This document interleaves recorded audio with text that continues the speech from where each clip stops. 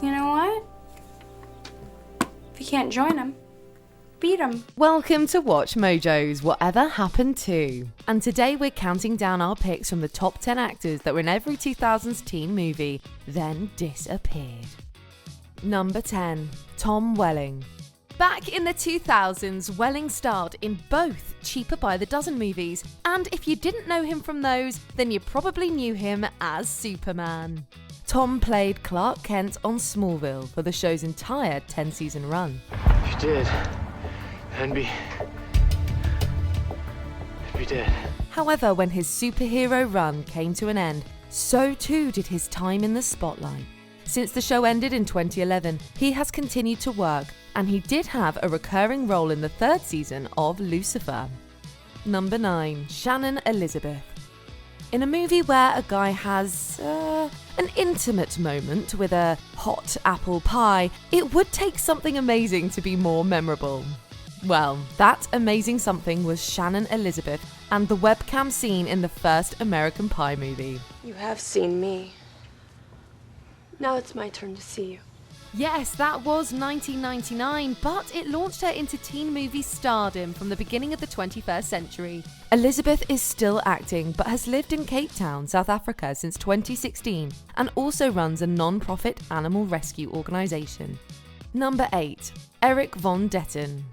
In the 90s, Von Detten was a child star. He was only 10 years old when he was cast on Days of Our Lives, and he was 13 when he voiced Sid Phillips in Toy Story. He continued to do voice work through the late 90s and 2000s. These include the small screen DCOM classic Brink and the feature film The Princess Diaries. Actually, you know what? It's kind of cozy in here. As of the end of the 2010s, he was a sales manager at a commodities brokerage firm, but he did recently work on a new show called The Tonopah 5, which is currently in post-production.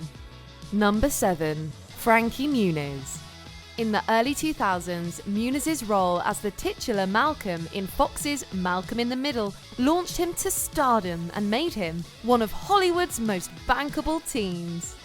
A lot of things. The decade kept Muniz very busy with roles in numerous films, including the 2 Cody Banks movies. Outside of acting, Frankie raced cars and spent a couple of years as a drummer in a band. He also bought a specialty shop in Scottsdale, Arizona, called Outrageous Olive Oils and Vinegars. Number 6. Sha Williams Scott. The actor who brought Stifler to life was paid only $8,000 for his role in the first American Pie film, but that role launched him to stardom. Relax. Take it slow. For the rest of the 2000s, it seemed like he was in every teen movie, from multiple American Pie sequels to Final Destination, Dude, Where's My Car, and Road Trip.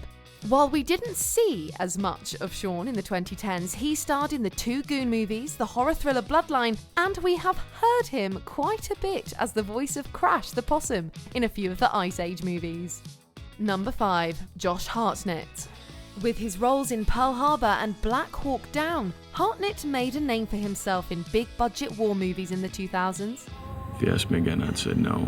In 2002, he was one of People magazine's 50 most beautiful people. His good looks certainly didn't hurt when it came to the teen comedies and rom-coms, as fans of Blow Dry and 40 Days and 40 Nights will attest. For the last decade, Hartnett has continued to do good work, starring in Penny Dreadful among other things, but he's had a much lower profile in Hollywood. Number 4. Rachel Lee Cook. She became a teen movie trope in the 90s when she took off her glasses and let down her hair in She's All That. In the 2000s, we saw Cook in Blonde Ambition, Nancy Drew, and the underappreciated Josie and the Pussycats. Oh my God.